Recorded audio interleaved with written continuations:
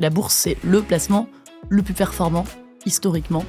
Donc c'est une aberration en France qu'on soit aussi peu investi en bourse. Moi j'y vais all-in là-dessus. Alors acheter un ETF américain, je trouve que c'est vraiment pas une bonne idée. Warren Buffett, c'est le plus grand investisseur en stock picking justement. En fait c'est vieux comme la bourse, cette technique. Plus tu achètes bas, plus tu baisses ton risque et plus tu décupes ton potentiel. Et donc en ce moment c'est une opportunité qui est assez rare. Souvent on dit le marché a monté aujourd'hui parce que Trump a fait ci, Trump a fait ça, et en fait on explique a posteriori, mais c'est pas ça la vraie cause. Une fois que tu as enclenché ton portefeuille, c'est pas si chronophage. 1 ou 2 heures par mois, c'est bon quoi. Qu'est-ce que c'est le pire conseil boursier que t'entends sur les réseaux ?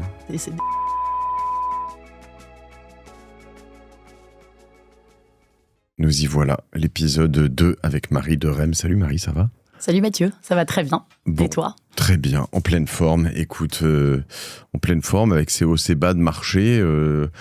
C'est intéressant. Je suis trop content de faire cet épisode avec toi. La dernière fois, on était passé sur on avait fait un épisode que je voulais faire depuis longtemps, qui était sur ce que j'appelle les dividend kings, les actions à dividendes, qui était passionnant déjà. Donc, merci de revenir. On est très content.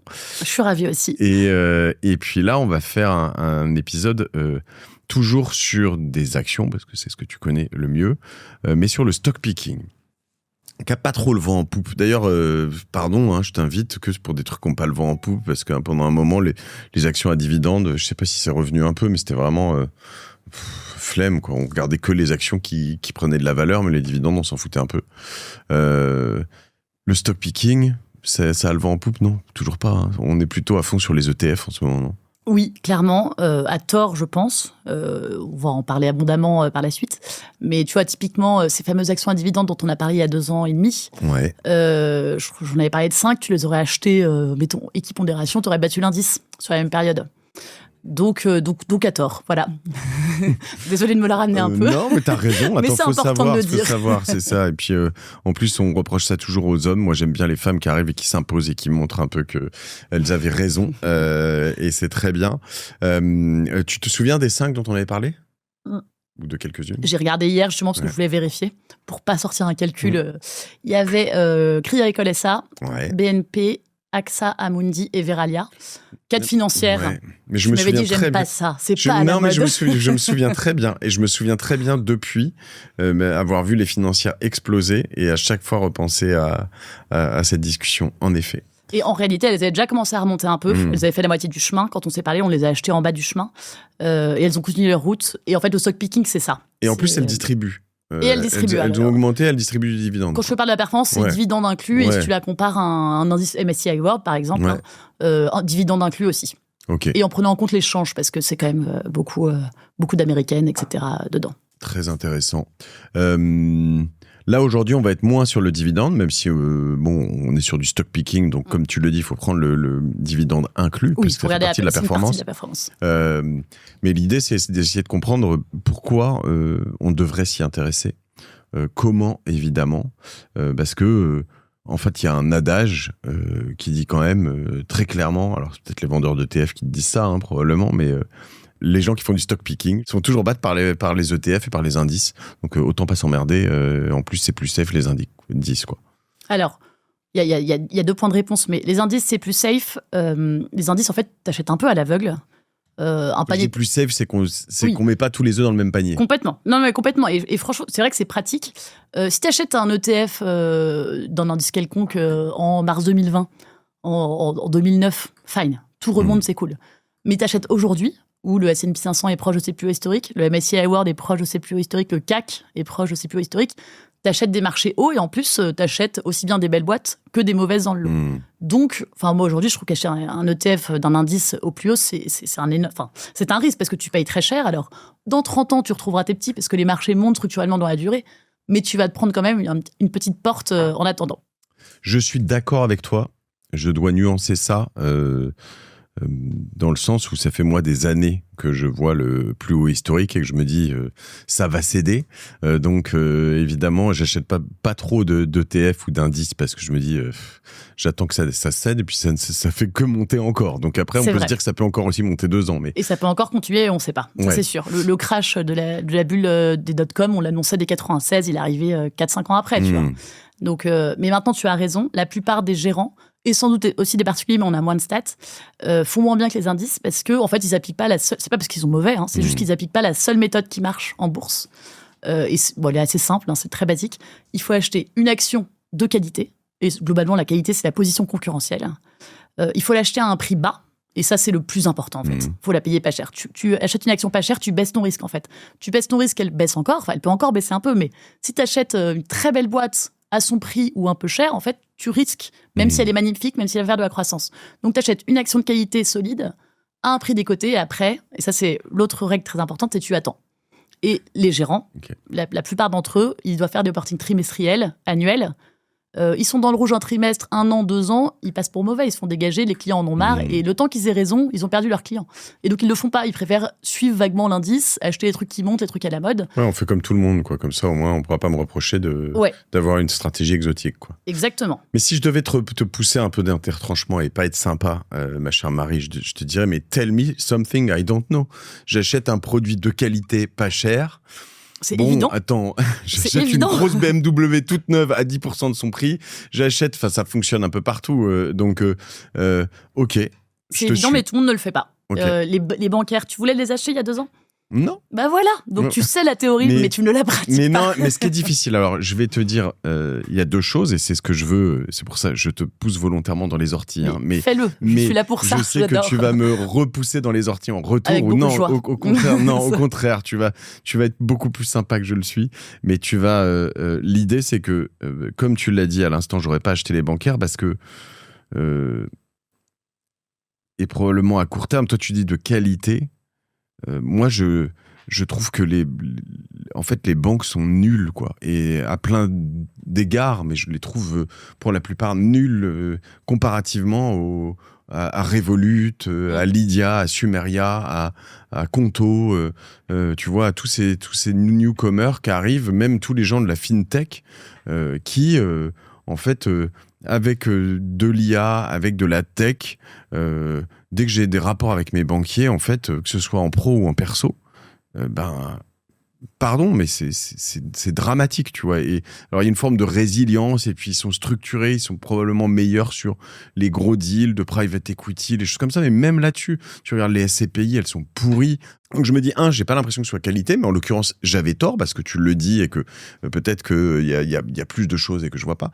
Et 2, et c'est là où c'est aussi très important et intéressant, c'est pas cher. Je sais pas juger du pas cher très facilement. Hibou est là pour toi. Et voilà, et c'est ce qu'on va apprendre. Alors, avant que tu répondes à tout ça et que tu contre-argumentes ou que tu m'expliques, en tout cas, je voudrais que tu m'expliques justement, Hibou, pourquoi tu fais ça, sachant que moi, ce qui me plaît, c'est que souvent j'ai des gens ici qui viennent et puis qui vendent un peu leur tambouille, tu vois. Alors toi, tu as intérêt à vendre je vends ma tambouille aussi. Tu vends ta tambouille, mais sur le stock picking, etc. Mais tu n'as pas d'intérêt, tu gagnes rien si j'achète plus ou moins d'actions. T'as pas d'intérêt à me vendre des ETF ou pas d'ETF. Finalement, tu vends pas du conseil, tu vends pas des produits, tu vends de l'information. Exactement. Nous, on vend un outil. Ouais. Pour justement reprendre en main son indépendance financière, ne pas se faire refourguer des produits pourris par son conseiller bancaire ou stagner dans une assurance vie ou autre. On vend vraiment du conseil en mode voilà ce qu'on peut voilà ce qu'il y a actuellement qui est intéressant. Tu crois pas aux financières, tu trouves que c'est pourri ? Lâche les financières, il y a plein d'autres trucs à voir. Et donc c'est ça qu'on propose. Effectivement, c'est une énorme base de données avec différents degrés d'abonnement pour avoir accès à différents degrés d'information et de recommandations. Et après, chacun fait son choix et vraiment redevient acteur de son épargne et de son épargne boursière. Et nous, c'est ce qu'on pousse parce que la bourse, c'est le placement le plus performant historiquement. Donc c'est une aberration en France qu'on soit aussi peu investi en bourse. Et ça, c'est vraiment aussi quelque chose qui nous tient à cœur. Parce qu'avec les problématiques des retraites, etc., c'est vraiment indispensable d'aller en bourse et d'aller significativement en bourse pour l'épargnant aujourd'hui.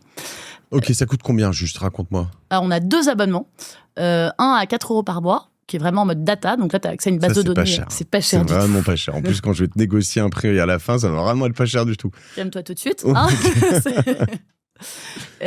Donc 4 € par mois, data, et là tu as accès à nos outils de pricing, justement, on va revenir, qui sont des droites de cours en gros, où tu vois en fonction du positionnement du cours d'une action par rapport à sa droite historique, si le cours est achetable ou non.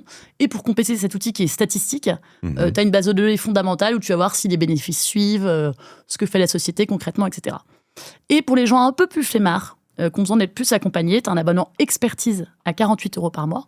Et là, tu as accès vraiment à des portefeuilles qui sont fictifs, que tu peux répliquer ou non. Alors, on propose 20-25 actions dedans. Donc, globalement, l'idée, c'est d'en avoir 10 max. Sinon, tu peux pas les suivre. Mais voilà, t'aimes pas les financières, tu prends autre chose. T'aimes pas tel secteur, t'en prends un autre. Vous savez ce que font les grandes fortunes, les family office et les institutionnels avec une grande partie de leur patrimoine? Ils investissent dans le private equity. Ces investissements ne sont plus réservés aux milliardaires. Avec mon sponsor Fondora, vous pouvez aussi investir dans cette classe d'actifs. Le private equity, c'est quoi? C'est très simple. C'est juste des entreprises, comme la plupart des entreprises, qui ne sont pas cotées en bourse. L'objectif, c'est de financer leur croissance pour financer des rendements potentiellement plus élevés. Historiquement, pour accéder à ces fonds d'élite, il fallait faire partie d'un cercle très, très fermé, en étant soit professionnel, soit richissime, parce que le ticket d'entrée était tout simplement à plusieurs millions, voire plusieurs dizaines de millions d'euros. Mais Fondora a changé tout ça.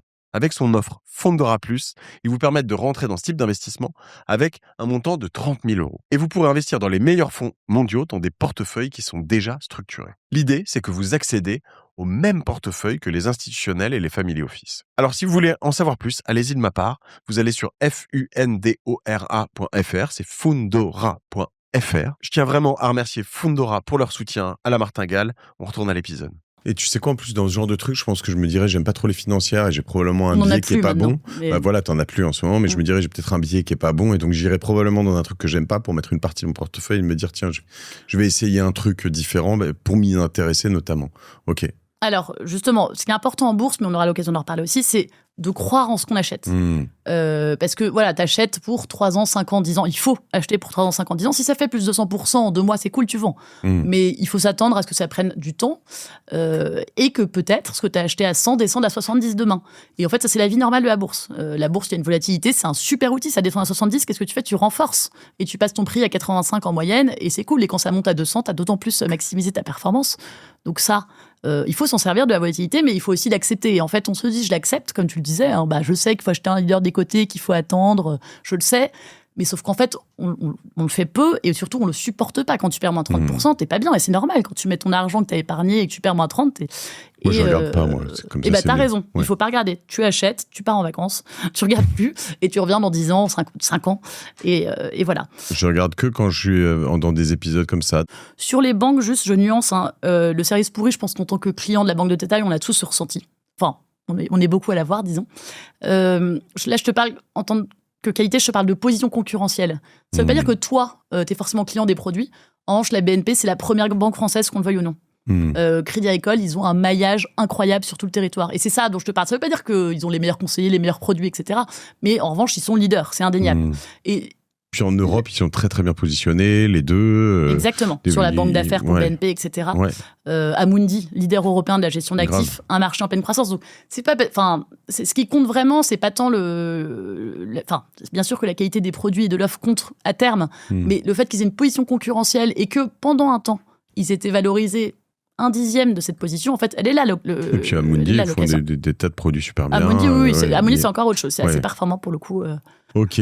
Donc, 8,48 € par mois. 4,48 €. 4,48 €. Alors, pour 48, il faut quand même, si tu prends ça par an, c'est un petit budget, c'est presque 600 €, 500 et quelques. 480 € l'abonnement annuel parce si qu'on offre 2 mois. Okay. Voilà. Et donc là, il faut quand même vraiment l'utiliser beaucoup pour que ça serve, quoi. Je veux dire, ou investir assez. En fait, ça dépend plutôt du volume de ton portefeuille. Il ne faut pas que tu aies plus de 2% de frais sur ton encours, en gros. Sinon, ça ne vaut pas le coup. Donc, si tu as 2 dizaines de milliers d'euros en bourse, là, ça vaut le coup parce qu'en fait, tes dizaines, elles vont progresser assez vite. Et tu n'as pas besoin de l'utiliser beaucoup. Tu chopes 2-3 conseils et tu les suis.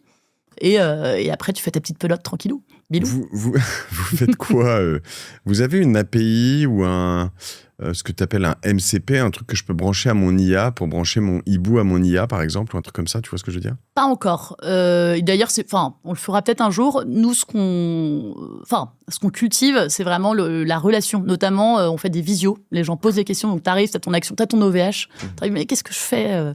Et donc là, on répond en live. Alors, bien sûr, on suit des dossiers, on en recommande, on publie des études très approfondies.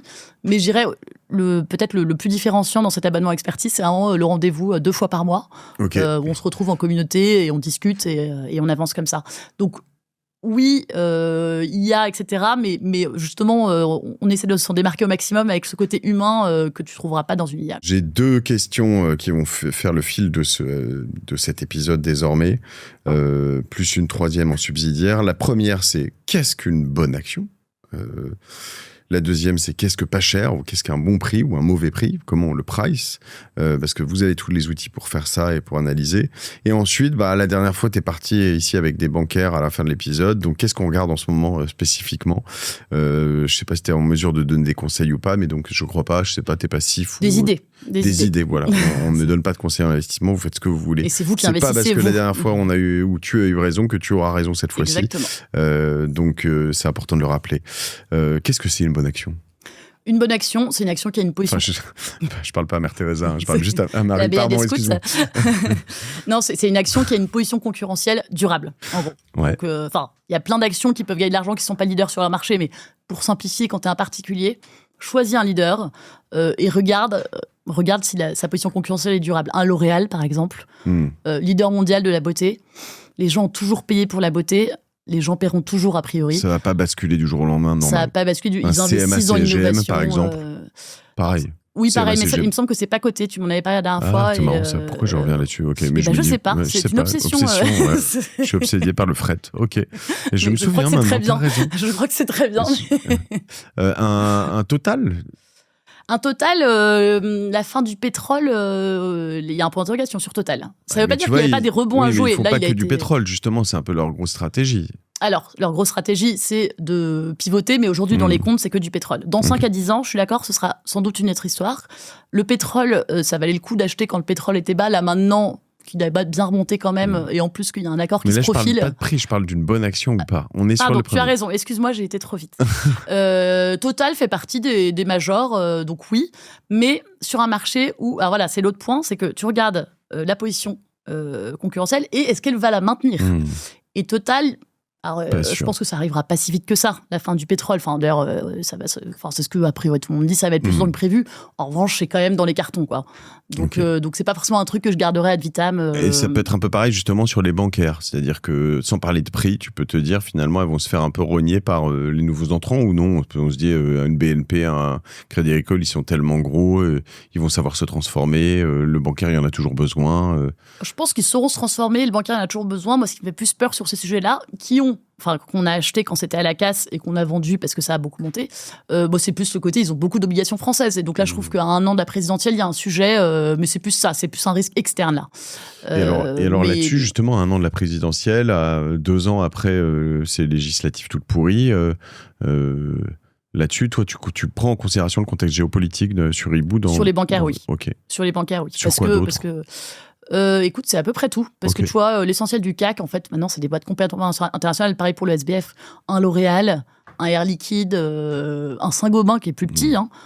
C'est des leaders mondiaux. Ils font 75% de leur chiffre d'affaires à la grosse hors de France. Et même ce qui se passe en France, ils vont continuer à performer en France. Donc la plupart des sociétés, et d'ailleurs c'est la richesse de notre pays, on peut en être fiers là-dessus, mais on a pas mal de beaux leaders mondiaux qui sont français historiquement, mais qui sont plus dépendants de la France. Ok, là on parle des grosses actions. Vous, dans le stock picking, ou toi ce que tu regardes, c'est beaucoup les très gros.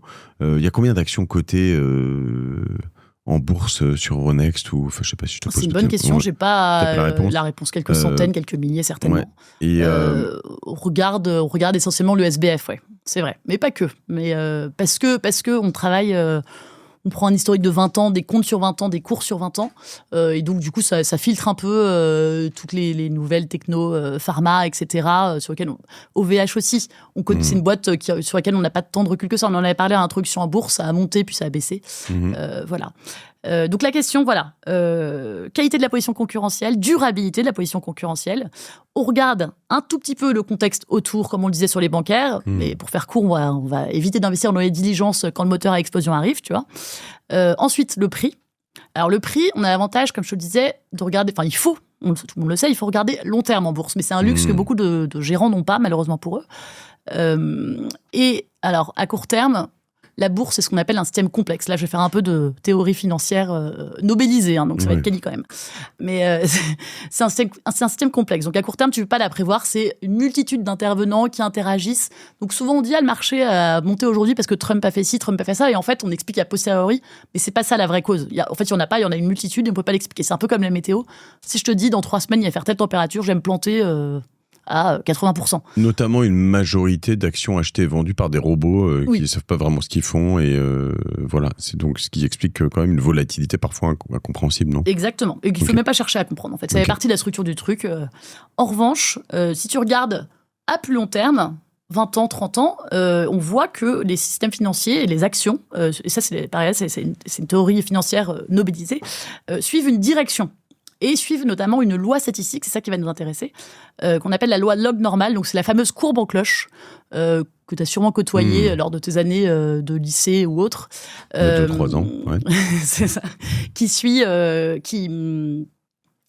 Donc cette fameuse courbe en cloche qui est présente dans beaucoup de caractéristiques de notre vie, la taille des individus par exemple. On dit en moyenne 1m70, la majorité des gens aussi autour de ça, et tu as très peu de personnes à 1m40, très peu de personnes à 2 mètres. Et le cours d'une action autour de sa tendance longue, c'est un peu pareil. 70% du temps, elle va varier de plus 1 écart ou moins 1 écart autour de sa tendance longue. Et ensuite, dans 25% des cas, elle va varier entre plus 1 et plus 2, moins 1 et moins 2. Et 5% du temps, elle va être au-delà de plus 2, au-delà de moins 2. Ok. Et donc concrètement, tu as spoté ton leader de belle qualité, position concurrentielle durable, et épisodiquement, il va descendre à moins 2. C'est rare, ça arrive une fois tous les 10 ans. Mais si tu as un pool de 100-200 sociétés que tu regardes, tu trouves ton compte et tu l'achètes à ce moment-là. Et donc ça, c'est ce qu'on appelle trouver le bon prix. Et nous, c'est ce qu'on fait chez eBourse. C'est moins 2 de quoi ? Du prix de l'action, ça veut dire, ça s'explique comment ? C'est le cours a baissé. Alors, le cours a baissé, mais il est calculé. Toi, par exemple, un bon prix, tu vas quand même aller chercher le chiffre d'affaires, l'EBITDA, toutes ces choses-là, ou même pas ? En fait, juste pour avoir le signal de prix faible, on regarde juste l'historique de cours. Là, je te le montre sur le S&P 500. Okay. Tu vois qu'on est à quasi plus 2. Donc, on est à un niveau élevé. Et tu vois Warren Buffett, enfin Berkshire Hathaway plutôt maintenant, qui investit principalement aux États-Unis. En ce moment, ils ont 1 milliard de capitalisation, dont 1000 milliards de capitalisation, dont 400 milliards de cash, parce que les marchés sont très élevés. Et donc, ils n'ont rien trouvé à acheter. Donc là, en gros, ce que tu as, c'est que tu as une ligne droite qui monte, ce que j'ai sous les yeux, qui est clairement droite. Et il se calcule en faisant la moyenne des moindres carrés des cours en log. En gros, c'est un Français qui a commencé à théoriser ça en 1900. Et après, ça a été approfondi dans les années 60-70 par 2 prix Nobel successifs. Donc là, cette ligne droite, en fait, on la voit monter depuis quelle année ? Là, j'ai mis sur 30 ans. Pour les indices, on la prend sur 30 ans depuis qu'on a un système monétaire uniforme, en gros. Ok, donc je vois la crise des subprimes au milieu à peu près, c'est ça ? Tu vois le Covid qui est là. Ouais. Tu vois la bulle .com. Ok, et là, et là, tu vois qu'on est assez haut aux États-Unis. Ok, et en France, c'est pas la même chose ? Alors, je vais te montrer le CAC, je te l'ai préparé. Et donc, ok. Le CAC, tu vois, on est à un plus haut historique quand même, proche des plus hauts historiques, mais on est moins nettement survalorisé. Et ça doit être pareil pour le SBF. Ouais, c'est pareil pour le SBF, tu vois. Mais on n'est pas donné. Ok. Donc ça veut dire que l'indice est cher en ce moment. L'indice est cher en ce moment, et c'est pour ça qu'acheter un ETF, alors acheter un ETF américain, je trouve que c'est vraiment pas une bonne idée, mais ça peut encore monter de 3 ans. Donc tu peux te dire c'est trop cher, je laisse passer le train et tu regardes en mâchonnant ton herbe, tu vas dire. Et voilà, mais ça reste quand même rationnel comme décision de pas y aller. J'aurais vu Marie de Rennes mâchonner son herbe, je pourrais me targuer. En regardant passer le train sur du S&P 500. Si vous voulez, on l'a sur la chaîne YouTube. Voilà, je pense qu'on va en faire un mème, à mon avis. J'adorerais. Ok. Et donc, ça veut dire que tu as la même courbe et les mêmes choses sur soit des indices par marché, soit des actions, exactement. soit des portefeuilles d'actions que tu vas faire de manière un peu exotique si tu as envie. On a indices, ETF et actions, surtout actions. Je te montre justement... Donc le jeu, c'est d'aller chercher ceux qui sont en dessous de exactement. Cette ligne droite. C'est facile en fait. C'est facile. Enfin, c'est pas si compliqué, honnêtement. Alors, tu vas chercher ceux qui sont en dessous de cette ligne droite et après, tu regardes position concurrentielle, durabilité de la position concurrentielle. Parce que si c'est un Orpea, ça va être très très bas sur la droite de régression. Et Meis maintenant, c'est pas une raison d'acheter pour autant. Tu vois. C'est pas une raison d'acheter, faut pas acheter. J'ai un copain qui m'a dit qu'il faisait beaucoup d'argent sur MAIS. Alors peut-être qu'il a trade, mais en fondamental, enfin, j'ai pas regardé le dossier depuis longtemps, mais en fondamental, personnellement, je n'irais pas. Ou alors ils sont peut-être redressés, voilà. Ouais. Mais sûr, c'est que voilà, une fois que tu as vu qu'il y avait un signal de prix, tu vérifies que c'est cohérent avec les fondamentaux. Ne m'écoutez pas sur MAIS ou sur Orpea parce que c'est vraiment l'action sur laquelle je me suis le plus gamellé de ma vie, moi. Mais c'est bien d'avoir toujours un petit chat noir, là, un peu poisseux. Mon amour. Mais tu sais, même là, j'ai envie de regarder et de me dire, mais je vais me refaire. MAIS, ok, on en est où? D'accord. Et donc tu vas les chercher. Ça, c'est un peu. Il y a un endroit où toi, sur Hibou, je peux voir toutes celles qui sont. Ouais. On a un magnifique screener où tu peux. Alors, est-ce que je suis connectée? Je suis pas connectée, donc je vais pas pouvoir te le. Mais bon, on a un magnifique screener où tu peux sélectionner les pays, les sociétés qui sont entre -2 et -3 écart type, par exemple. Okay. Leur capi, leur machin, et ça te donne tout ça. Et après, tu peux effectivement filtrer, dire ça, bon, ça c'est naze, ça c'est un leader, ça c'est intéressant, je creuse, ça peut aller plus bas, etc. Okay. Et donc voilà, ça c'est un outil de prix que tu valides après toujours, et ça c'est important, tu regardes le fondamental autour quand même, hein, parce que voilà. Et finalement, ce que fait Warren Buffett, bon, j'ai pas mal en parler aujourd'hui parce que c'est le plus grand investisseur en stock picking, justement. Il fait pas autre chose en fait. Lui, il calcule la valeur intrinsèque de la société et il achète quand le cours est en dessous de sa valeur intrinsèque. Donc voilà, c'est vieux comme la bourse. Cette technique, c'est l'approche value. Tu achètes un beau leader, des côtés tu le gardes longtemps. Comme tu le disais, c'est une évidence. Ouais, c'est ce qu'on dit. Alors l'approche value, on est exactement là-dessus en fait. Hein, c'est ça. Sachant qu'en effet, tu peux te gameler si t'en fais. Si t'en fais qu'une ou deux, parce qu'il y en a une, il y a une bonne raison pour laquelle elle est en dessous de sa courbe, parce qu'elle est juste en train de dégringoler, parce qu'ils font n'importe quoi dans la boîte. Mais si t'achètes, il n'y a pas des sortes d'indices d'ETF de les 100 actions qui sont... Ce serait intéressant à construire, quoi. Ce serait intéressant à construire. À ma connaissance, il n'y en a pas. Tu as plutôt des ETF sectoriels ou géographiques. Ce serait intéressant à construire, effectivement. Sacré boulot. Mais pareil, tu as un pool de trucs et dedans, tu as autant... Avec de l'IA, tu me prends toutes celles qui sont... et pourquoi tu ramènes tout aux ETF alors que le stock picking, c'est tellement beau, tu vois? C'est vrai que les bonnes choses prennent du temps. Mais tu vois, faire de l'IMO, ça prend du temps aussi. Sans déconner. Non, mais t'as des locataires qui se cassent, des dégâts des eaux, la bourse, écoute, ça prend du temps, ouais, mais tu peux gérer dans le métro, tu vois. Tu passes tes ordres, tu regardes ton truc. Sur mon vélo, s'il faut. Ouais, alors peut-être pas, mais pourquoi pas? Non, mais c'est vrai, t'écoutes ton truc en audio. En vrai, les bonnes choses prennent du temps, mais la bourse, c'est sans doute celle qui en prend le moins quand même. Hein. Enfin, tu peux en faire de partout. L'IMO, faut se déplacer, faut machin, gérer des ouvriers qui viennent pas. Enfin, tu vois. Donc oui, c'est vrai qu'il faut y consacrer un peu de temps, mais le rapport temps consacré-gain est juste le plus bas de tous les investissements possibles. Avec Notebook LM, t'as déjà entendu parler de ce truc ou pas? Non. Notebook LM, c'est une IA justement de Google qui te permet tu extrais une analyse un peu dense et puis tu la résumes en audio. Ouais. Avec 2 IA qui se parlent, et donc tu pourras avoir tous les matins un petit bulletin d'une IA. Écoute, on va développer un truc ensemble, Marie. Très bien. Ok, et donc là-dessus, est-ce que tu peux, je sais pas, oui, tu t'en as pas sous les yeux là, du coup, une action ou deux, sinon je te vais. Si j'en ai sous les yeux, mais alors j'en ai préchargé certaines, okay. Du coup, mais en revanche, écoute, alors. Je vais te montrer. Bon, là, je te montre un peu les bancaires, tu vois. Tu vois la trajectoire déjà. Ah ouais, donc on avait parlé la dernière fois. Ok, ouais, on les voit largement en dessous. Ouais. Donc, et tu vois, quand on s'est parlé, elles étaient là, donc elles étaient déjà revenues à la moyenne. Okay. Et nous, on les a achetées par là, tu vois. Ok, donc tu les as achetées en 2020 ou peut-être même un peu avant, je me rappelle. Enfin, c'était au cas par cas, mais ça se trouve, on les a achetées là et c'est descendu plus bas, tu vois. Ok. Je sais plus exactement les mouvements, mais ce qui est sûr, c'est que tu t'accroches, tu renforces dans la baisse. Et t'attends tranquillement, et là, tout se passe bien. Quoi. Donc celles-ci, elles sont aussi en haut, au-dessus. Ok. Et alors, dans les trucs un peu plus... je t'en ai préparé quelques-unes qui sont actuellement à la casse. Seb, leader mondial du petit électroménager, etc. À la casse parce que la concurrence est là avec Shark Ninja. Tu as dû voir des campagnes dans le métro peut-être. Ouais, évidemment. Qui sont des Américains, qui sont des brutasses en marketing. T'as les Américains, t'as les Chinois quand même aussi. Tu peux te dire, attends, mais Seb, ils vont jamais ressortir de ce truc-là. Bon, alors, ils ont une filiale cotée en Chine, chinoise de Chine. Donc, ils sont très, très bien sur le marché chinois. Et justement, c'est ça qui est intéressant chez Seb. En gros, Seb, ils ont Tefal, la marque que tout le monde connaît, qui est quand même une machine à cash. C'est pas forcément hype, mais c'est une machine à cash. Ils sont sur le café professionnel, où ils font des croissances à 2 chiffres, ils ont une très belle position concurrentielle. Et ils ont aussi, en plus de tout le reste, ils sont présents dans le monde entier, ils ont cette filiale chinoise qui s'appelle Support. Et alors, fun fact à ce propos, Support, alors je te dis les chiffres à la grosse parce que j'ai pas les précisions en tête, mais la capitalisation de Support, elle doit être de 5 milliards d'euros à peu près à l'heure actuelle. Seb en possède 80%, donc rien que cette participation vaut 4 milliards pour Seb. La capitale de Seb aujourd'hui, c'est dans les 2,5 milliards. Donc aujourd'hui, tu achètes du Seb, en fait, tu n'achètes même pas sa filiale chinoise. Incroyable. Alors bien sûr, tu as une décote de holding, etc. Mais quand même, t'achètes pas on t'offre tes FAL, on t'offre le café professionnel, on t'offre le Brésil, on t'offre l'Inde. Donc oui, ils ont des problèmes de concurrence. Ils en ont toujours eu. C'est un produit hyper concurrentiel, électroménager. Enfin, tout le monde ou presque peut faire un mixeur, tu vois. Mais là, la décote est toute rancière par rapport à cette problématique. Et donc là, t'achètes très bas. Et donc, en fait, tu as baissé ton risque de fou parce que le prix est tellement bas que en fait, ça ne vaut littéralement plus rien.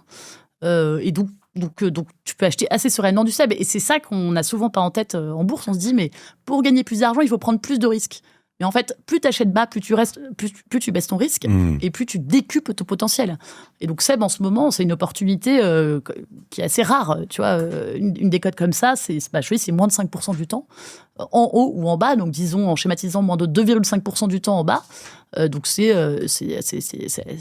une bonne opportunité en ce moment. J'achète du Seb, alors c'est bon. Écoute, SKPA, Action Paris, Seb SA, c'est ça? Ça doit être Seb PA, je pense, code comme ça. Enfin oui, la boîte, c'est Seb SA, ouais. Ok.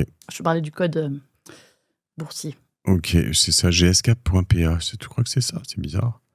Oui, c'est SK.PA. Oui, okay. Pardon. Seb, gros spécialité dans les services financiers et basé à Stockholm. Ah non, c'est pas ça.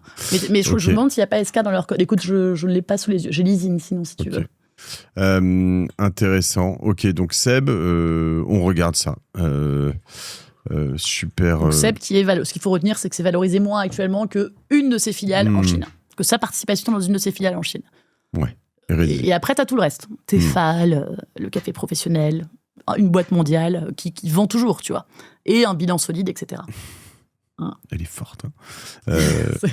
J'ai essayé, j'ai pas trouvé. Je vais le faire après. Le problème, c'est ça. Moi, il faut que j'achète souvent, j'achète pendant mes épisodes. Tu sais, je parle. Et alors, ça marche ou pas? Bah ouais.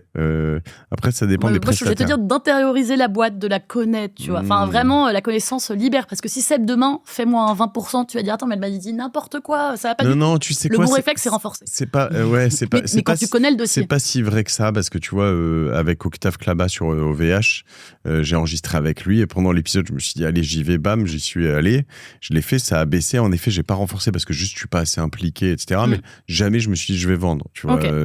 Et donc, c'est bien.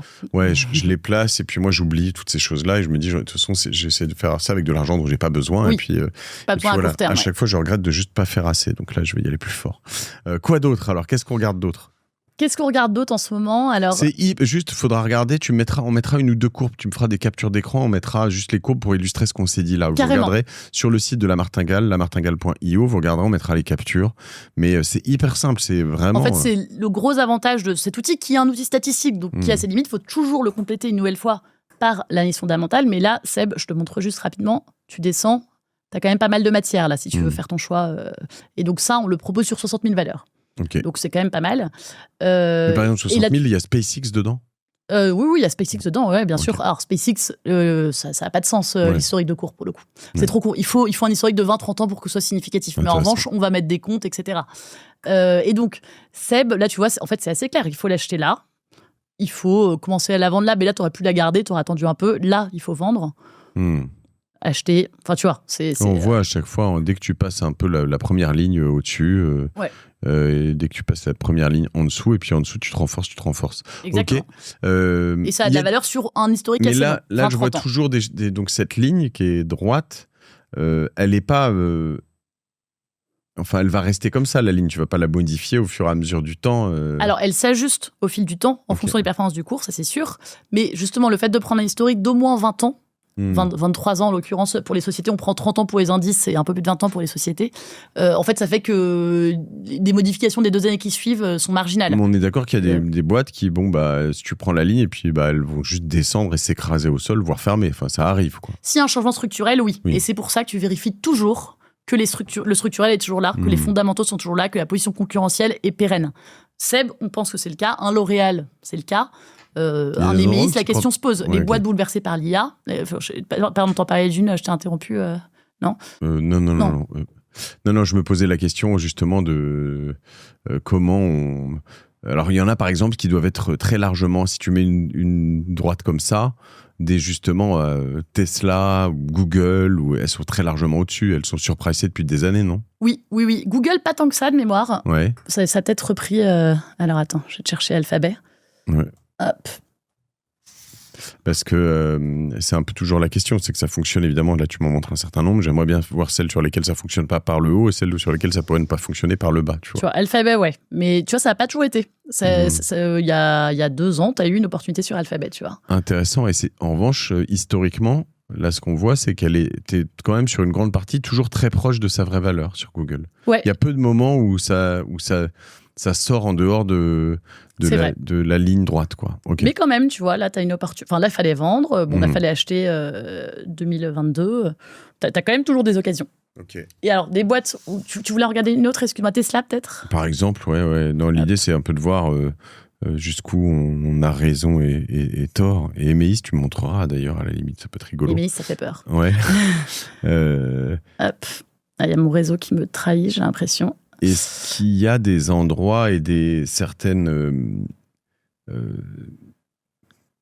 qui... Attends, on y est, ok. Tu vois, mais Tesla, l'historique n'est pas assez long. Okay. On a 15 ans. Bon, alors ça donne un ordre d'idée, donc tu vois, pas si cher comparé à sa courbe. Marrant. Mais en l'occurrence, de toute façon, dans tous les cas, il faut une analyse fondamentale pour épauler le truc. Mais en l'occurrence, l'historique n'est pas suffisant. Voilà. Ok. Une fois que je suis abonné à Hibou, potentiellement, enfin ailleurs, je fais. Comment ça se fait autrement d'ailleurs ? Tous les services comme eToro, Bourso et tout, ils proposent pas ces courbes et tout ça ? Non, pas celle-ci exactement. Okay. Ils proposent des courbes plus court terme en fait. T'as pas mal d'outils d'analyse technique court terme qui c'est un peu comme des entrailles de poulet, tu vois. C'est hyper intéressant, je trouve ça hyper marrant, mais voilà, ça marche 5 fois sur 10. Enfin, ce qui est pas si mal, hein, mais voilà. Et ils proposent des consensus d'analystes avec des objectifs de cours à 3 mois, 1 an. Donc en fait, plutôt des données très court terme. Ce qui est entre nous une aberration, puisque à court terme, on ne peut pas prévoir les marchés. Mais c'est quand même un indicateur. Enfin, pour une valeur que tu ne connais pas, tu vois que tout le consensus est méga acheteur et pense que ça vaut 50% de plus, tu peux te dire que ça vaut le coup de creuser, tu vois. Mais effectivement, à court terme, ça ne veut pas dire grand-chose. Ok. Là, on est sur bonne action, bon prix. À quelle fréquence il faut suivre ces choses-là, en fait, une fois que tu t'y mets et que tu regardes, parce que tu peux très vite y passer beaucoup de temps. C'est une des problématiques. C'est vrai, t'as raison. Beaucoup de temps si t'es passionné. Mais en vrai, de manière nécessaire, tu gardes un œil à chaque trimestriel, éventuellement. Mais tu vois, si t'es abonné à Hibou, tu reçois un petit flash qui dit tout va bien, rien à voir, circuler. Et ça, et tu continues.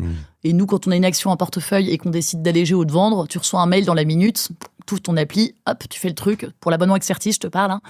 Voilà, ça prend 3 secondes, quoi. Donc nous, on y passe du temps parce que c'est notre métier et notre passion.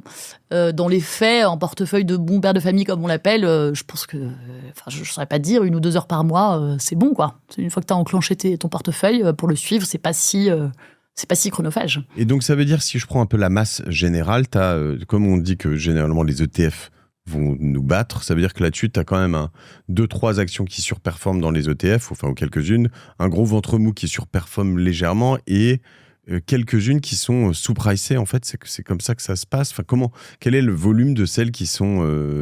ce qui m'inquiète là-dessus, c'est de se dire, tu vois, moi, pendant très longtemps, par exemple, Tesla, je l'ai toujours vu beaucoup trop cher par rapport au nombre de voitures qu'ils vendent, par rapport à plein de choses, mais bon, le consensus montre que ça continue à augmenter, et que le prix par voiture, enfin, le ratio action par voiture est juste débile. Ma question, c'est quelle est la proportion dans ces indices ou dans les grands méta-indices des actions sous-pricées? Il n'y a pas de constante, en fait. Ouais. Donc, aux US, le S&P 500 est très cher en ce moment à cause de quelques grandes valorisations. C'est un marché que je connais mal, mais donc je suppose que tu as 50% de valeurs qui sont à des prix raisonnables. Mais honnêtement, ça dépend vraiment. Ce qui est sûr, c'est que la poche d'actions sous-valorisées en Europe et en Asie en ce moment est plus élevée. Parce que les marchés ont moins décollé et donc les opportunités, elles sont plutôt là en Europe et en Asie aujourd'hui. En Asie, en Chine, avec La Chine, ça suppose un risque géopolitique qui n'est pas neutre. Hein. Mais l'Asie, l'Europe, je me dis aussi, c'est un marché plus flat. C'est-à-dire que quand ça monte moins. Quand ça descend beaucoup aussi. Enfin, tu vois ce que je veux dire? J'exagère un peu. C'était le cas ces dernières années, clairement. Mais du coup, on a un rattrapage de croissance à faire qui va se faire un jour. Parce que tu vois, cette fameuse loi statistique, ça montre que le retour à la moyenne arrive toujours. Il peut se faire attendre, mais il arrive toujours. Et est-ce qu'après, on doit prendre en considération de se dire, dans ton là-dessus, je sais pas, moi, je reprends Seb, Tefal, etc. Je me dis, bon, je vais pas dire que c'est crisis proof, tu vois, mais versus beaucoup d'actions qui sont très exposées. Bon, là-dessus, tu vas continuer à t'acheter des ustensiles de cuisine parce que tu en as besoin, des poêles, des choses comme ça, plus ou moins. C'est peut-être des choses que tu peux ne pas acheter, évidemment, mais c'est pas comme de la nourriture. Mais il y a quand même un peu ce truc où tu dis ça va continuer par rapport à des choses qui sont plus cycliques, moins résilientes. Je pense que je t'en ai préparé une plus cyclique parce que pour le coup, quand tu as une approche value, stock picking, les valeurs cycliques, c'est une manne. Alors, les valeurs cycliques, c'est quoi? C'est une valeur qui va suivre un cycle. Alors, ça peut être le secteur automobile, les constructeurs de bateaux, par exemple, Beneteau, boîte très cyclique. Là, en l'occurrence, Arkema, c'est un chimiste. Alors, la chimie, c'est la mère de toutes les industries. En gros, tu trouves de la chimie partout. Ils font des plastiques, des adhésifs, des machins, ils vendent à tout le monde. Et donc, dès qu'il y a un petit ralentissement de l'économie, hop, eux, ils plongent. Et tu vois, ça se voit hyper clairement. Tu vois, c'est un peu les montagnes russes, leur cours. Mais du coup, ça veut dire que tu as des occasions d'achat assez souvent. Et c'est le cas souvent pour les chimistes, pour les mecs qui font des matières premières, des Eramet, des Imerys, etc. C'est très cyclique. Et les gens vont se dire, mais en fait, c'est un risque, ça. Et en fait, pas du tout, c'est une opportunité. T'achètes, tu vends, etc. Et Arkema, en ce moment, alors toute la question d'une boîte cyclique, comme Arkema et comme les autres, c'est d'acheter en bas de cycle. Et donc, est-ce qu'on y est au bas de cycle? Et ça, tu sais jamais trop. Parce qu'en fait, t'as bien vu pour Seb. Seb, on a commencé à l'acheter, on était à moins 2 écarts type, et en fait, on a plongé à moins 2,66. Qu'est-ce qu'on a fait? On a renforcé. Mais en vrai, c'est quand même pas agréable. Et maintenant, c'est remonté, etc. Mais voilà. Là, Arkema, on voit Là, il y a un petit rebond, tu vois. Ouais, mais on voit un creux au niveau des subprimes qui est quand même d'une violence. Qui est d'une violence absolue, ouais. C'était genre le truc a été divisé par 3, quoi. Voire 4. Et les cycliques, c'est ça. Mais en fait, c'est un peu comme au judo. Tu vois, tu te sers de cet aspect, de cette volatilité pour maximiser ton gain. Et alors là, ça suit le cycle quand même. On voit de l'économie, c'est-à-dire que sur le subprime, Arkema a pris très très cher. Sur le 2022, le 2020, le Covid, ça a pris très très cher. C'est remonté en même temps que les autres, donc c'est un peu un truc un peu amplifié. Moi, je pourrais me dire que bon, elle est pas chère, mais si jamais demain ça tombe, elle va tomber très fort et elle va encore se diviser par 2 ou 3, c'est possible. C'est possible, mais tu vois, statistiquement, ça c'est possible, c'est arrivé, mais statistiquement, tu restes quand même dans la queue de probabilité. Et en plus, Arkema, et c'est pour ça qu'on l'aime bien, c'est que, bon, des côtés déjà, mais leader dans son secteur, qui est la chimie de spécialité, ils faisaient des trucs un peu sans valeur ajoutée, qui étaient des plastiques. Ils sont en train de s'en débarrasser, ils se sont recentrés sur des marchés porteurs, transition énergétique, etc. Et donc, non seulement ils vont rebondir quand l'économie rebondira, mais en plus, ils auront en bonus ces secteurs très porteurs, les batteries, etc., qui vont maximiser la perf. Et en plus, donc ça, tu te dis, OK, donc ça, c'est cool.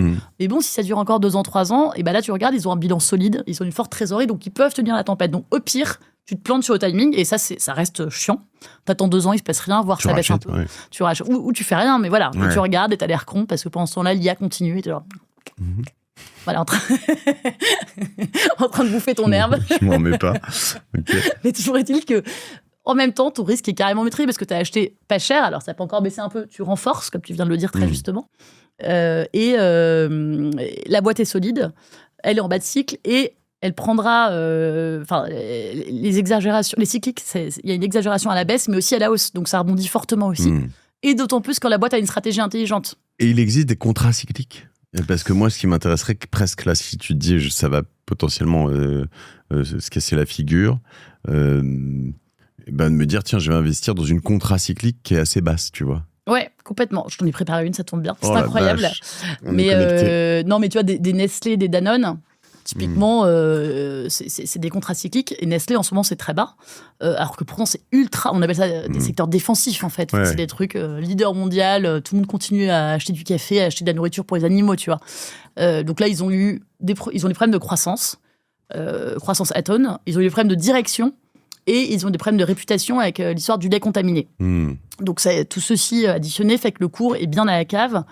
Peut-être que la croissance va rester atone. C'est une probabilité, démographie, concurrence, plein de raisons. Mais ça reste quand même un leader mondial avec des marques qui sont indépassables. Et à ce prix-là, en fait, le risque que la croissance ne revienne pas, il est complètement compensé par le prix très faible. Donc voilà, après, Nestlé, ça a l'air à la cave, mais parce que c'est une boîte qui varie très peu. Parce que si tu regardes, si tu penses que la valeur intrinsèque est à 120, là, on est à 80. Tu vois, la tendance longue, elle est à 120, là, on est à 80, donc c'est pas non plus c'est une réduction de un tiers par rapport au prix intrinsèque. C'est bien. Mais tu vas comparer à... Moi, j'y vais all-in là-dessus. Je mets tout mon argent. 120 versus 80 versus 120. Ouais, mais tu vois, le levier sur un Arkema, t'es 60 versus 105, c'est plus fort, tu vois. Ouais, okay. Donc c'est ça. En fait, quand t'achètes du défensif, t'as moins de volatilité, mais t'as aussi moins d'opportunités, mais ça reste très beau. C'est juste un peu plus plan-plan. Remets-moi la courbe de Nestlé, je vais vous la décrire quand même. Elle est toujours très très proche, c'est assez drôle. Ouais. Et alors, il y a eu un petit bas, en effet, sur les subprimes. Mais en revanche, quand on prend... le Covid, il y a 0 bas, même plutôt derrière ça monte. En fait, il y a un bas, mais vu de loin, c'est rien. Vu de loin, c'est rien. Mais quand même. Mais c'est juste que toujours très proche de la courbe, sauf en ce moment où elle est très basse. Donc c'est vrai que tu peux te dire... c'est assez drôle quand tu lis ces courbes. Encore une fois, regardez-les sur le site de la Martingale, mais c'est... Très vite, tu te prends en jeu, tu comprends vite en fait. En fait, c'est le gros avantage de cet outil, c'est que tu prends. C'est très visuel. Alors là encore, inséparable d'une analyse fondamentale, mais voilà, ça donne un signal de prix. Et du coup, c'est hyper intéressant au quotidien pour aller vite, justement. Ta problématique de temps, t'as ça sous les yeux. Bon voilà, après il te reste à creuser. Quotidienne ou un truc comme ça, par mail ou un truc comme ça, tu fais pas ça? On envoie, mais nous on est vraiment focus sur les dossiers fondamentaux, donc on a vraiment une approche fondamentale. Moi j'adorerais recevoir tous les jours une action, une story, tu vois. Ah oui, d'accord. Tu veux dire genre tu me balances, tiens, aujourd'hui Seb, tac, regardez, elle est en dessous, elle est machin. Alors ça on le fait. Aime bien, tac. Ça, on le fait pas sous cet angle, mais on le fait, oui. En gros, tu as 3-4 valeurs mises en avant par semaine. Après, le côté mail quotidien, pour le coup, c'est très chronophage. Donc, on s'astreint à avoir 3 envois par semaine, bien concentrés, très, très valeurs. Intéressant. Voilà. Ok, on a d'autres univers, là, on a vu action par action. Est-ce qu'il y a des univers sous-pricés ? Alors, je sais que tu l'adores, mais le secteur automobile en ce moment, et je pense à BMW, qui vient de faire un profit warning hier ou avant-hier, donc qui était déjà pas haut, mais qui s'est encore plus... Je pars demain matin à Munich pour aller visiter une usine BMW. Ah ouais. Donc, ils doivent être de bonne humeur en ce moment. Ouais, j'imagine. Mais donc BM, tu vois la chute brutale. Voilà, secteur automobile, bas de cycle, concurrence chinoise, transition électrique. Maintenant, ils ont des belles marques. Alors, leur problématique à eux, et c'est pour ça que le cours est ce côté, c'est la Chine, la concurrence chinoise. Et clairement, en Chine, pendant longtemps, c'était leur cash machine, et ils écoulaient du volume, et maintenant, ils se sont fait tailler des croupières par BYD, et ils reprendront pas ces parts-là. Ah bah, en Chine, je te confirme, il y a plus les gens, tu ne comprends même pas pourquoi des gens prennent des voitures occidentales en Chine, parce qu'elles sont tellement mieux, les leurs. Oui, la question, c'est est-ce qu'on va vraiment avoir un rebond en Europe, ou alors il faudrait quasiment que ce soit politique, hein. C'est qu'il faut un peu fermer les frontières. Hein. Ça, il y a des droits de douane qui peuvent un peu ralentir l'invasion, et aussi quand même, Audi, BMW, etc., c'est quand même des marques qui ont une position qui se rattrape pas comme ça. Alors ça, c'est des marques que j'adore, moi, certes, mais c'est sûr que donc quand tu te dis la tendance profonde, tu te dis on va quand même tous passer à l'électrique, et tu te dis attends.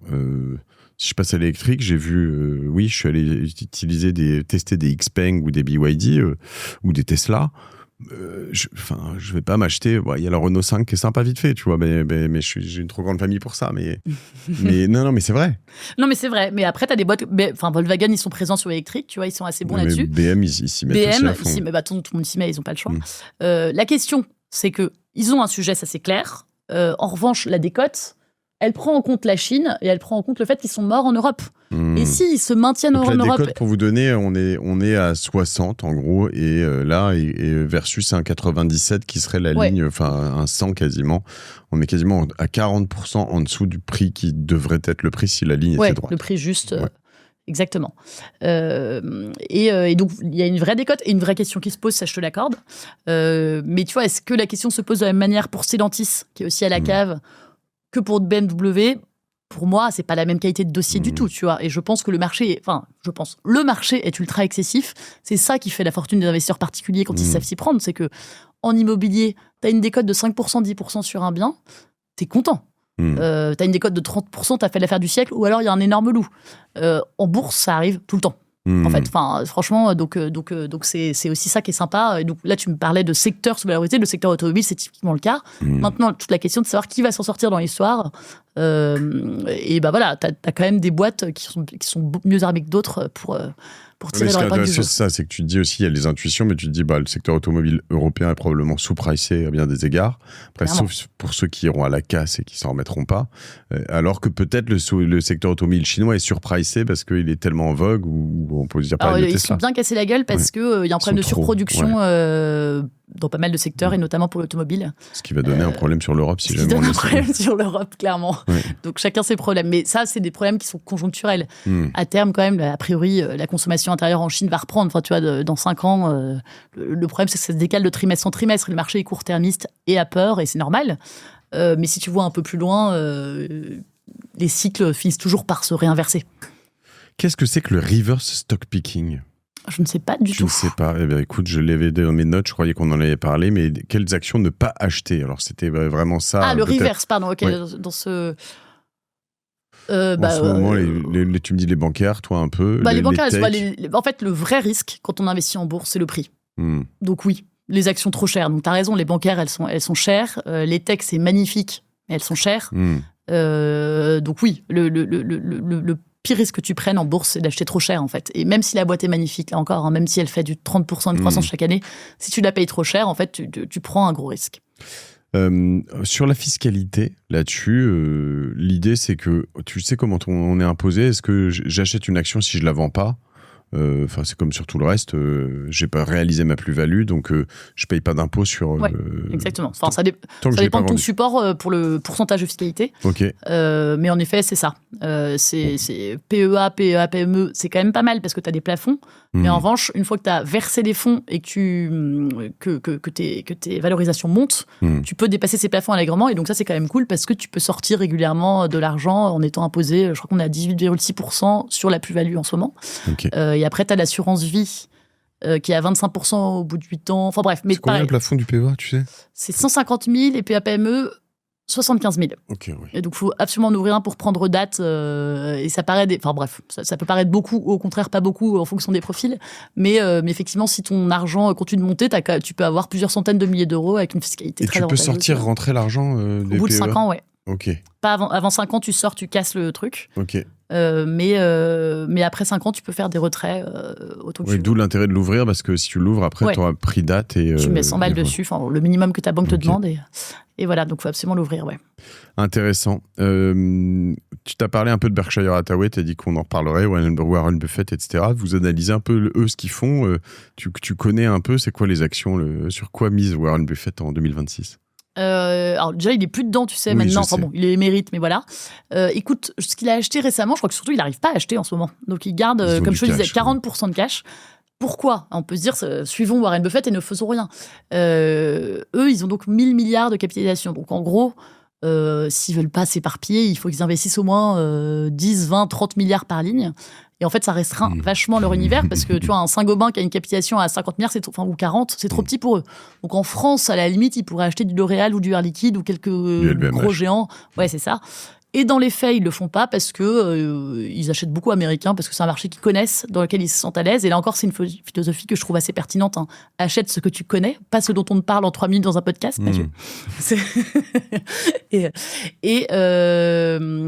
Et voilà, et donc oui, Warren Buffett, Berkshire Hathaway, c'est magnifique, mais c'est un gros paquebot. Le petit investisseur, le commun des mortels qui n'a pas 1 000 milliards à gérer, c'est un voilier. Donc, vous voyez, dans plein de petits ports comme Seb, Saint-Gobain, qui n'est pas au bon prix en ce moment, mais tu vois.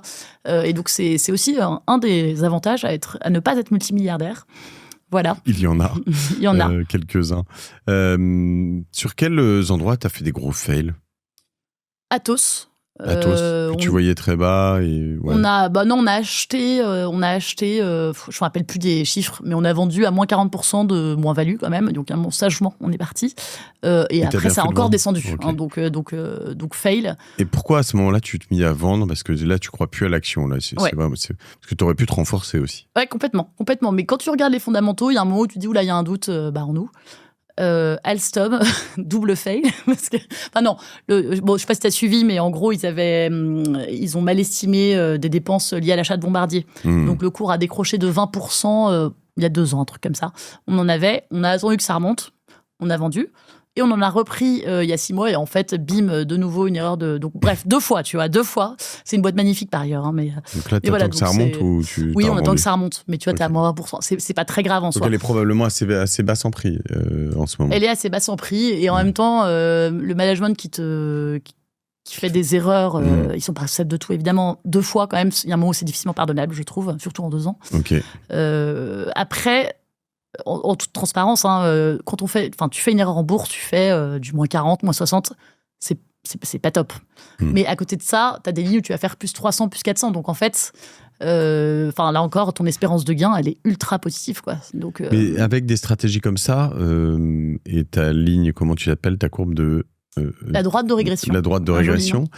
Tu peux vraiment faire du plus 200, plus 300 bien sûr. Ouais, okay. Sur des cycliques, clairement. Okay. Ah ouais, bien sûr. Okay. Sur les bancaires, on a dû faire x2, tu vois, alors que c'est vraiment pas des boîtes, tu te dis, qui bougent beaucoup, tu vois, c'est pas de la tech. Donc, et comme je te dis... parce que moins 40, pour le remonter, il faut quasiment faire x2, c'est ce que je veux dire aussi, c'est que... Complètement. Moins 50, c'est plus 100% pour revenir, quoi. Donc après, mais c'est la beauté de la bourse, c'est que t'as quand même, en fait, on l'imagine pas, mais t'as des gros mouvements d'oscillation, et en fait, faut jouer dessus, quoi. Qu'est-ce que c'est le pire conseil boursier que t'entends sur les réseaux ? C'est une bonne question. Acheter la tech, quoi. C'est canon. C'est des belles boîtes, c'est le monde de demain et tout, mais c'est très cher, quoi. Ou acheter un ETF, honnêtement. En ce moment, c'est un super mauvais conseil. Et c'est un commentaire qu'on a régulièrement et que tu m'as fait à juste titre. Bah ouais, mais bon, franchement, c'est quand même beaucoup moins fatigant. Mais en ce moment, acheter un ETF du S&P 500, honnêtement, tu as vu le chiffre, c'est une aberration. Donne-moi quel est le nom d'une action que tout le monde adore et que tu n'achèterais jamais, ou pas du tout en ce moment. Oh, bah donc, c'est quoi ces questions? Non, Nvidia. Trop cher. Magnifique, mais trop cher. Ok. Les ETF thématiques, on en a un peu parlé, mais toi, tu trouves ça intéressant ou juste tu touches pas aux ETF? Bon, j'y touche pas à titre perso, mais c'est intéressant. Franchement, un ETF sur le secteur auto européen, c'est pas une mauvaise idée. Le seul truc, c'est que tu risques d'avoir dans ton panier du Stellantis au même titre que du BM ou du Volkswagen ou du Renault, et c'est quand même des qualités différentes, donc j'aurais tous... Mais bon, j'ai un biais. J'aurais toujours tendance à préférer aller droit au but. Et tu les proposes, tes courbes de régression sur les ETF, sur les indices? Oui. Okay. Et si on les propose pas, nos clients peuvent nous écrire un mail, on les rajoute, on a une base de données énorme, et en fait, les ETF notamment, ça se met à jour régulièrement, parce que c'est des trucs créés par des Amundi ou des gens comme ça. Okay. Donc on peut en ajouter à la demande s'ils sont disponibles. Voilà. Tu utilises des effets de levier, toi? C'est-à-dire en prenant de la dette, tu veux dire soit de la dette, soit tu sais, les accélérateurs, les varants, les x2, les fois... non. T'achètes toujours au prix au cours, au prix de cours. Je trouve que pour moi, c'est des trucs, je trouve ça génial. Notamment, prendre de la dette, c'est hyper cohérent. Ouais. Tu t'endettes à 5% et tu fais du 15%. En fait, c'est rationnel. Mais je suis pas encore à ce stade. Je crois que mon mari me répudiera si je fais ça. On sent qu'il y a déjà quelque chose à te dire. On a des chances qu'il y a déjà un peu une petite tension. Non, mais tu sais, il me suit complètement. Il y en a quand même pas mal. Mon partenaire eToro, ils font pas mal de choses comme ça où tu peux utiliser des effets de levier jusqu'à x10 ou x. Donc, c'est hyper intéressant, mais après, quand tu as des appels de marge, tu peux sauter assez vite. Donc, mais je trouve que c'est rationnel. Quand tu es convaincu par un dossier, c'est rationnel de le faire, mais j'ai pas les guts aujourd'hui. Je les aurai peut-être un jour, mais voilà. Je vais acheter du SEB en x2 et du... Non, parce qu'il faut savoir être patient. En plus, j'imagine qu'il y a quand même des coûts là-dessus. Je connais pas bien, mais... Moi, je connais encore moins bien que toi. Il y a des coûts, et surtout, il faut quand même faire attention aux appels de marge, parce que là, dans ce cas, toute ta position est liquidée d'un coup. Alors que quand tu as acheté en direct, en cash, tu vends quand tu veux. Parce que la patience, tu peux moins l'avoir avec ce genre de produit, justement. Ok. Qu'est-ce que je retiens de tout ça? Seb, non, l'automobile, Schema, Arkema, pardon, on a dit quoi d'autre? Nestlé. Nestlé, tout à fait. Emeis, bof. Attention, c'est chaud. Il y a une chinoise dont je t'ai pas parlé, mais qui est le Nike chinois qui s'appelle Antasport. Ok. Qui est intéressante parce qu'elle fait du 20% de croissance de chiffre d'affaires par an, 22%. Croissance des bénéfices pareil, donc c'est pas du tout, pour le coup, c'est pas du tout une boîte comme Nestlé ou Arkema qui est en bas de cycle, c'est juste qu'elle fait des frais de la peur sur la Chine. Ok. Et donc là, c'est autre chose. tu fais un petit pari géopolitique sur le fait que la Chine va se rétablir et que le cours va repartir, mais pareil, c'est à moins de écart type. Intéressant. Et Antasport, tu vois, quand tu tapes Antasport sur Google, tu vois directement Antasport stock, tu vois. Donc, tu vois que ça intéresse quand même des gens. Complètement. Extra, bon, la suit aussi. Top. Est-ce que tu as un petit péché mignon d'investissement, un truc en dehors de la bourse, une martingale à toi? Plus. Je suis passée récemment, les cordonniers étant toujours les plus mal chaussés, j'avais plein de trucs qui traînaient ailleurs, tu vois, des bitcoins, des startups dans lesquelles je suis toujours coincée, mais ça je suis toujours dedans. Mais non, je suis passée 100% bourse depuis 2 ans et honnêtement, je m'en félicite. Tu t'en félicites? Je m'en félicite. Ouais, c'est sympa de centraliser aussi son expertise. En fait, je me suis dit à un moment, ça suffit, il faut suivre ses propres conseils. Et effectivement, en fait, oui, c'est plus cohérent et plus efficace aussi. Et toi, en étant full bourse, tu te sens quand même à l'aise avec Winter is Coming, quoi? Ouais. Bon, en fait, pareil, je ne mise que ce que je peux perdre. Et en fait, à partir de là, en fait, tout peut arriver, je m'en fous. Enfin, tu vois, je vais pas te dire que je vais être ravie, mais en fait, n'ayant pas de pression de temps, n'ayant pas tant de cash à sortir à telle échéance de temps, quand tu agis raisonnablement, c'est déraisonnable de ne pas tout mettre en bourse, puisque là encore, c'est le placement le plus performant. Ok. Donc, 8,48 € par mois. 4,48 €. 4,48 €. Alors, pour 48, faut quand même... si tu prends ça par an, c'est un petit budget, c'est presque 600 €, 500 et quelques. 480 € l'abonnement annuel parce si qu'on offre 2 mois. Okay. Voilà. Et donc là, il faut quand même vraiment l'utiliser beaucoup pour que ça serve, quoi. Je veux dire, ou investir assez... En fait, ça dépend plutôt du volume de ton portefeuille. Il ne faut pas que tu aies plus de 2% de frais sur ton encours, en gros. Sinon, ça ne vaut pas le coup. Donc, si tu as 2 dizaines de milliers d'euros en bourse, là, ça vaut le coup parce qu'en fait, tes dizaines, elles vont progresser assez vite. Et tu n'as pas besoin d'utiliser beaucoup. Tu chopes 2-3 conseils et tu les suis. Et après, tu fais ta petite pelote tranquillou. Bilou. Vous faites quoi Vous avez une API ou ce que tu appelles un MCP, un truc que je peux brancher à mon IA pour brancher mon hibou à mon IA, par exemple, ou un truc comme ça, tu vois ce que je veux dire? Pas encore. D'ailleurs, on le fera peut-être un jour. Nous, ce qu'on cultive, c'est vraiment la relation. Notamment, on fait des visios. Les gens posent des questions. Donc, tu arrives, tu as ton action, tu as ton OVH. Tu arrives, mais qu'est-ce que je fais? Et donc là, on répond en live. Alors, bien sûr, on suit des dossiers, on en recommande, on publie des études très approfondies. Mais je dirais, peut-être le plus différenciant dans cet abonnement expertise, c'est vraiment le rendez-vous 2 fois par mois. Okay. Où on se retrouve en communauté et on discute et on avance comme ça. Donc, oui, IA, etc. Mais justement, on essaie de s'en démarquer au maximum avec ce côté humain que tu ne trouveras pas dans une IA. Intéressant. Écoute, top. Il me tarde de pouvoir voir ce qu'on peut faire avec Hibou et la prochaine fois le brancher à mon IA peut-être. Qu'est-ce qu'on fait pour nos auditeurs qui ont écouté jusque-là et qui se disent je veux aussi voir ces courbes de régression dont on a parlé depuis 1 heure presque. Ouais. Je veux avoir accès à tout ça. Qu'est-ce qu'on leur propose? Je me suis beaucoup battue. Quand on en a parlé, j'ai été voir mon associé qui s'occupe de ça. Je lui ai dit, s'il te plaît. Et donc, dans le sang et les larmes, j'ai réussi à lui arracher, avec le code martingale40, pour les 20 premiers seulement. Dépêchez-vous. Moins 40% annuel, sur les abonnements annuels. Donc, data et expertise dont je te parlais. Donc, c'est quand même pas mal. Moins 40%, on n'a jamais fait ça, vraiment. Donc, voilà. Pour les 20 premiers, voilà. Et pour les autres, martingale tout simple. Moins 25% sur tous les abonnements, qu'ils soient mensuels, annuels ou autres. Donc, franchement, on peut passer à 50 premiers. Non. c'est trop. 30. Martingale 30. 30%, alors 30%. 30% sur Martingale et on reste à 40 sur Martingale 40. Mais c'est pas mal, hein. Et c'est à vie? Ouais, c'est à vie tant que tu restes abonné. Le code Martingale 40, il est valable pour les 20 premiers qui restent abonnés. Après, c'est fichu. Et puis le Martingale normal, il est valable à vie pour ceux qui s'abonnent, mais il faut s'abonner avant la fin de l'année. Ça va. Avant fin 2012, parce que sinon ça va traîner. Je me note qu'on passe à moins 30%, je vais me faire engueuler, je te préviens. Ouais, j'aime bien. Je l'ai négocié en direct, je vous rappelle que je gagne rien là-dessus. Peut-être que je vais négocier, moi, un petit à utiliser, à comprendre pour le prochain. Et top, je pense qu'il faut aller travailler les MCP et justement, pour être capable de travailler dans les IA, je pense que moi, ça m'intéressera aussi de pouvoir faire ça. J'attends tes conseils avec impatience sur le sujet. De REM, RAISMES, 2 plus loin, REM, hibou.io. Expert. Expert, ok. Fallait le trouver. HIBOO.expert. On met les liens de toute façon partout. On te suit sur Insta, LinkedIn, partout. Insta. On suit Hibou plus que moi. Moi, je partage ce que fait Hibou, mais sur Insta, LinkedIn, YouTube, Twitter. Très bien. Eh ben, ce sera indiqué partout. Merci Marie pour ce moment et à dans 150 numéros quoi. Allez, 100.